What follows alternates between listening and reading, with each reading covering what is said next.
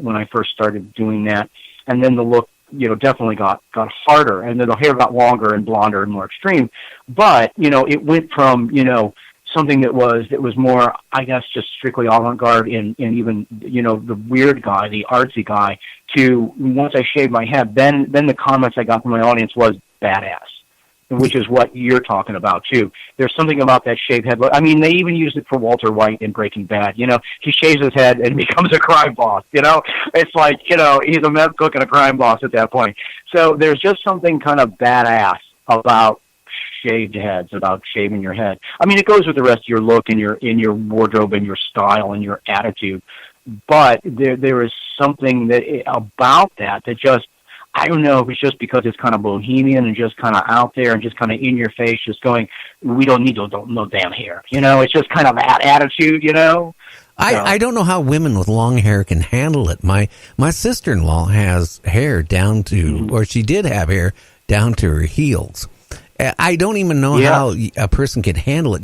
My hair is getting long, quite long, and you know what? I don't know which is worse. When it fell out and what was left, I had to sit there and shave it every day, sometimes twice a day, and that was kind of annoying. But then when it starts getting long, all the knots.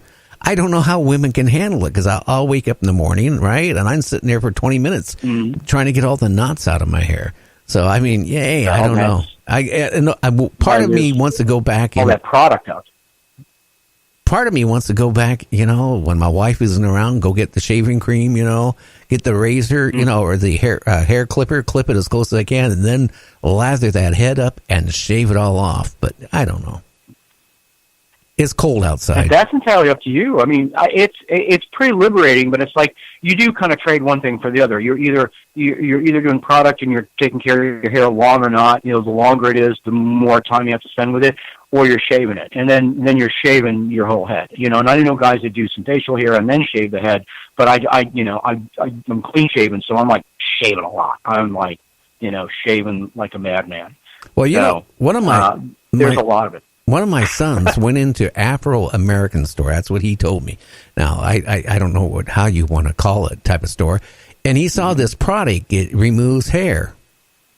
And I tell you, he went and bought it. And then, he called me up. And then he came to our house. This is like a year or so ago, crying because his head looked like a big medicine ball. It swelled up. It was bright red, and then it started having all these like zits on it or whatever. Total allergic reaction to whatever chemical he put on there to make his hair fall out. It did come out. He said it just like like Nair hair remover. But and you have to, even that hair remover is very, very caustic, and it will tell you on the package that try this on a spot of your skin to see if it irritates you. And if it does, this is not going to be a good fit for you. This is not going to be a good solution, So I can see that putting that all over your head without trying it on a spot to see how that's going to feel, how that's going to work, is a really bad idea. Yeah. But I knew guys, it was a show when I was still working in theme parks and everything. And we had a bunch of dancers in there, and the guys that were dancers, I knew one of the guys, and that's how he shaved. He instead of shaving his face, he Naired it off, and it would stay off for days and days and days. But for me or others, if you have more sensitive skin, that would be really, really, really hard to it's like your friend, you wind up with all this redness and irritation and everything all over your face. But he used it perfectly. It worked great for him. Yeah, well, I did, and I'm so ashamed to say this. My first wife was a former Miss Washington.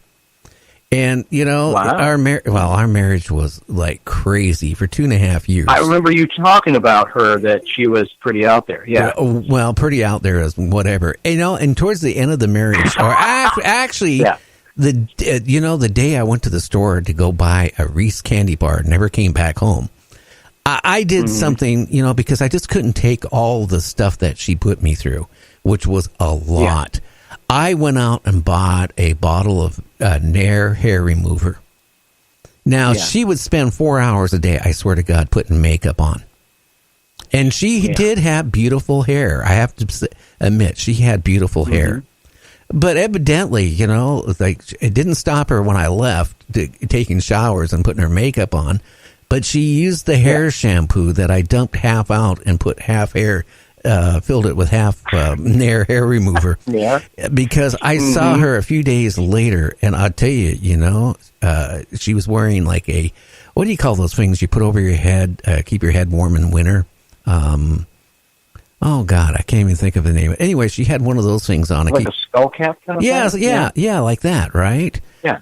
Mm-hmm. Yeah. And I looked at her, and she does. It was at like a little grocery store. She pulled it off in front of all these people, and then let me have it verbally.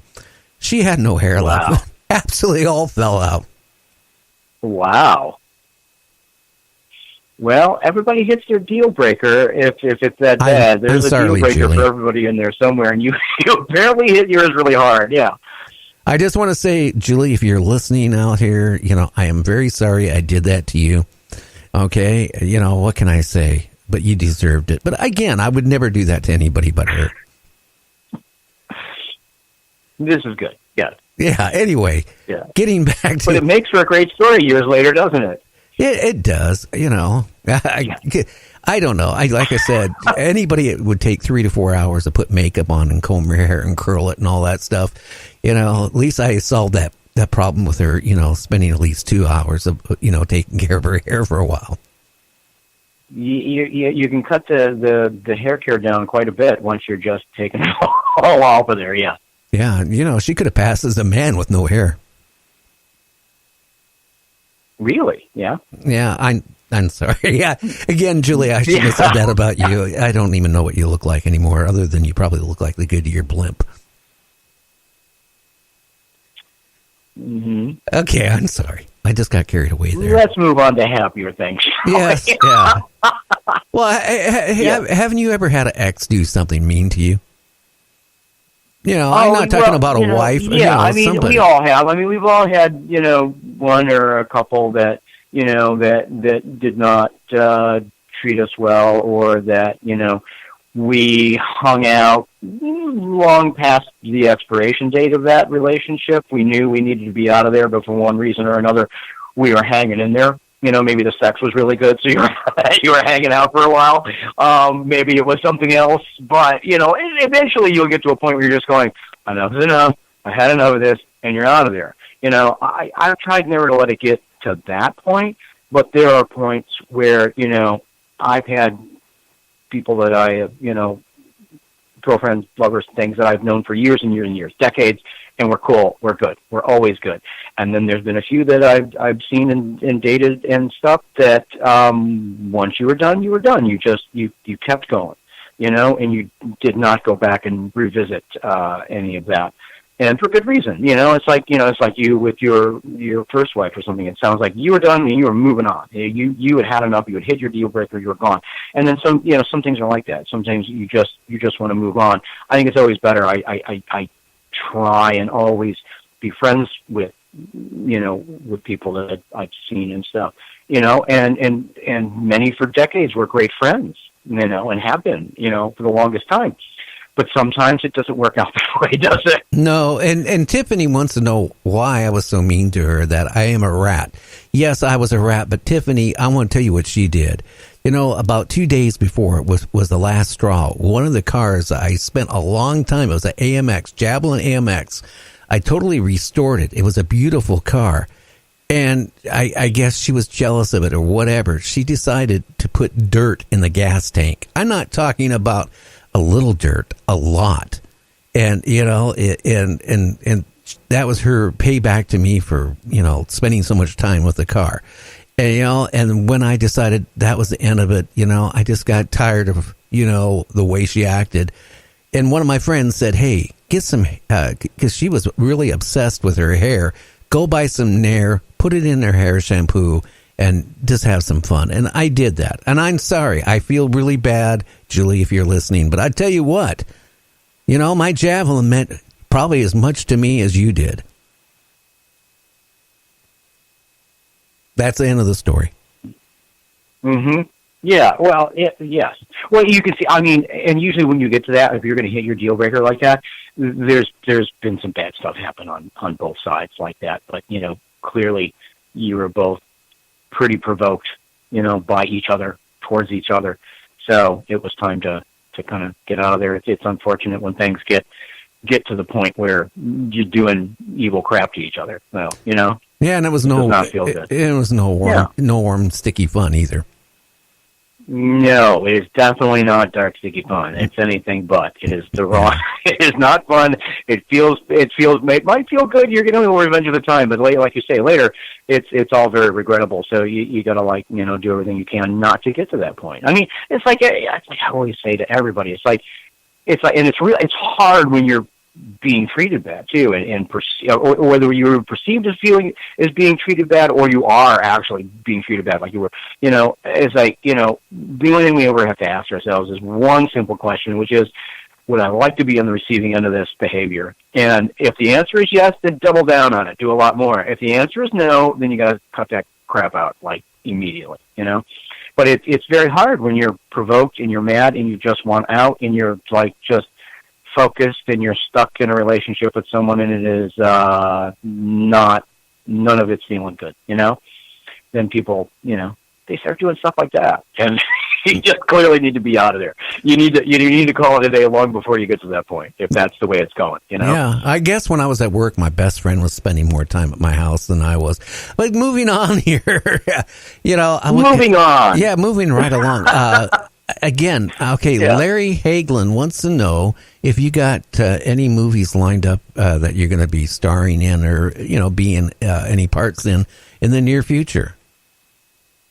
Yeah, well, remember, everybody, you can still go see, if you want to see me perform, and it's wrapped up in a great horror film narrative, Dark Realm is out there for you on Amazon in the U.S. and the U.K. We're going to be moving out to other platforms, other parts of the Amazon platform, as well as separate other completely different platforms as well very soon. But for now, U.S. and U.K. And Amazon Prime Video for Dark Realm, so you can see that. And you can also see me in Arkham Sanitarium Soul Eater in a smaller part in that as a film made by Julian Grant, which is very fun. The upcoming, and this has been mired down in post for a while now. We were talking about this last time we were on. It was still in post then, which is this really cool film coming up. It'll finally be out next year, I believe, and it's titled The Devil Frame. It's written and directed by Rob Sepulveda, and we made Year of the Ox together. Year of the Ox is a short film that is kind of a very stylized horror sci-fi short film, about 10 minutes long. You can see that whole thing's on YouTube. If you want to see Year of the Ox, go look. They put it up on YouTube.